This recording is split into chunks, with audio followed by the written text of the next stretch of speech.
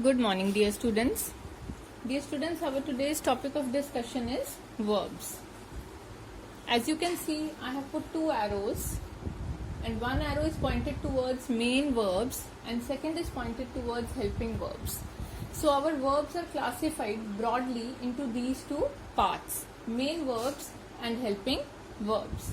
Now what are main verbs? Let us understand the definition of main verbs. Main verbs are the doing words. Doing words means action words, the words which tell you that some action is going on. For example, eat. Like if I say I am eating, it will tell you that some action is going on. Eating is going on. I am sleeping. That sleeping is going on. Some action is there. Go, learn, pick. And there are many more examples of doing words. Write, erase, throw, pick, fall. There are so many action words. Coming to helping verbs. What are helping verbs? As you can see, help us to complete a sentence. Helping verbs help us to complete a sentence. How? See, as you can see the examples is, am, are. You might have understood that what are helping verbs. If we write helping verbs in the sentence, their meaning becomes clear and the sentence becomes complete. For example, I want to say, I am sleeping. And I say, I sleeping. I sleeping is a wrong sentence. So when I insert am, the meaning becomes very clear. So we have different kind of helping verbs which help us in different tenses. Like is, am, are, has, have, do, does, we can use in present tense. Was, were, and had, and did, we use in past tense. And will and shall, we use in future tense. Is used for singular subject. If your subject is singular. How? I will give you one example. She is singular, means one girl. She is going. I am going. Am is used with I. They are going. When your subject is plural, we use are. Same is the case with was and were. Was is used in past tense with singular subject. Were is used in past tense with plural subject. She was going, they were going. So same way, we have these helping verbs which help us to complete the sentences in different tenses. So students, let us know more about verbs. Object of verb. What is the object of a verb? Under this topic, we will learn about the subject, verb and the object. I have written 4 examples here. According to the first example, I play football. I is the subject, play is the verb, Meeta eats. Meeta is the subject and eats is the verb. The lion chased. The lion is the subject and chased is the verb. Suraj broke. Now Suraj is the subject and broke is the verb. What is the object of a verb? I play football. Football is giving you some answer about the word play. I play what?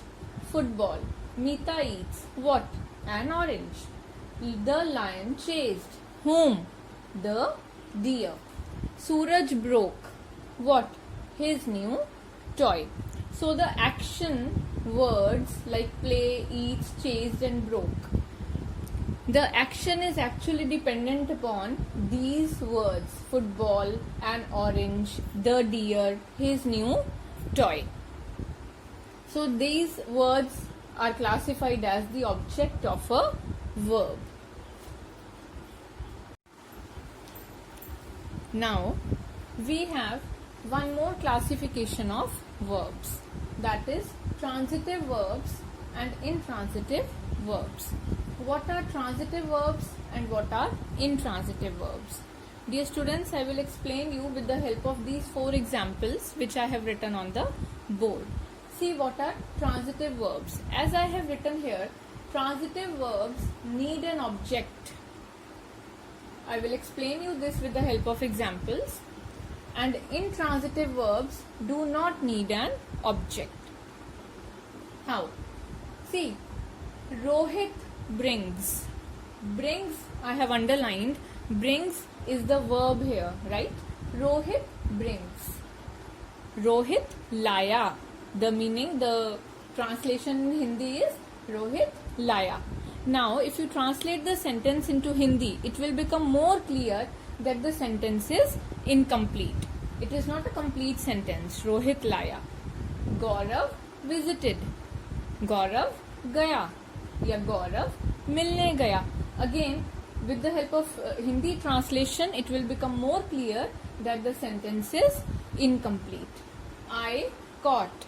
मैंने पकड़ा या मैंने पकड़ी. What? क्या?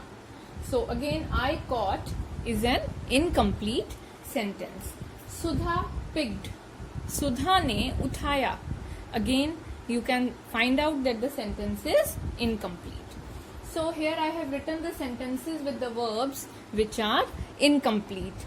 It means in these sentences, the verbs need an object. The verbs need an object, so the sentence becomes complete sentence. If I write Rohit brings the tea, the sentence will become complete and the tea will become the object. Gaurav visited his grandparents. His grandparents will become the object of the sentence. I caught a fish. A fish will become the object. Sudha picked the apple. Now the apple will become the object of the sentence. So it is clear that these sentences are incomplete and they need an object to be completed. So therefore, sentences like this, in which the verbs are given, but if you see the verb needs an object to make the sentence complete. Such verbs are called transitive verbs. It will become more clear when we will do the intransitive verbs. As it is written on the board, intransitive verbs do not need an object. Now, the horse galloped. Galloped means ran very fast. Sona danced. He smiled. The dog jumped. Now, in these 4 sentences, galloped, danced, smiled and jumped, these are the 4 verbs. Now, let us see whether these sentences are complete or they also need an object. The horse galloped.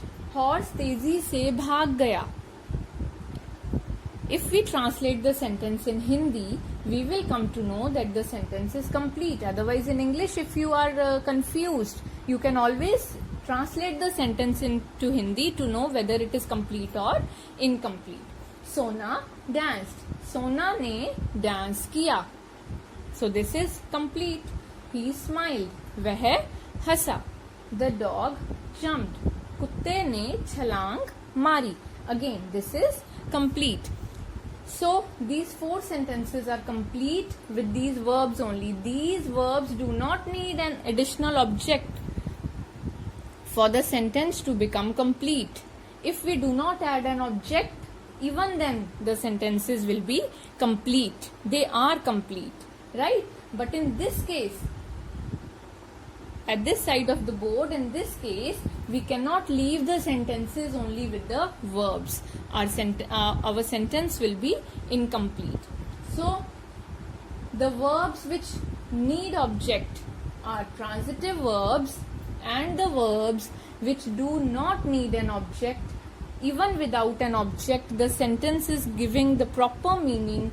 Those verbs are called intransitive verbs. Now, let us talk about the complements of the verbs. What are the verb complements? As I have written on the board, words added to complete a sentence. Words which are added to complete a sentence are called the complements. Now, we have different kind of complements. We have subject complements and we have object complements. But before that, let us understand what are complements. I have written 3 examples here. He is swimming. Sanjay looks hungry. The leaves are fresh and green. So now in the first sentence, he is swimming. He is the subject. Is the verb. It is a helping verb. It is not a main verb, but it is a verb. He is swimming. Now, swimming is the word which is completing the sentence. Right? And swimming is directly related to he.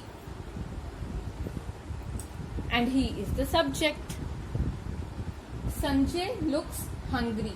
In this sentence, hungry is the word which is completing the sentence. Looks is the verb. Sanjay looks hungry. Now, hungry is directly related to Sanjay. Right? Third example, the leaves are fresh and green. The leaves is the subject. Are is a helping verb. Fresh and green. These are the words which are added to complete this sentence. Fresh and green is directly related to leaves. So the examples which I have given you here. Swimming is related to he. He is the subject of the sentence. Hungry is related to Sanjay. Sanjay is the subject of the sentence. Fresh and green is related to the leaves. And the leaves is the subject of the sentence. So, in this case, all the words which are used, written in red color, which are used to complete the sentence, these are complements. These are complements. These are subject complements because they are directly complementing the subject. Okay? What is the difference in an object of the sentence and the complement of a sentence? See, if I am asking you that you have to tell me the complement, you will be telling me the object of the sentence, right? It will be the subject complement. Subject complements are the objects only, but object complements are different. You will get to know this when I will explain you subject complements and object complements together.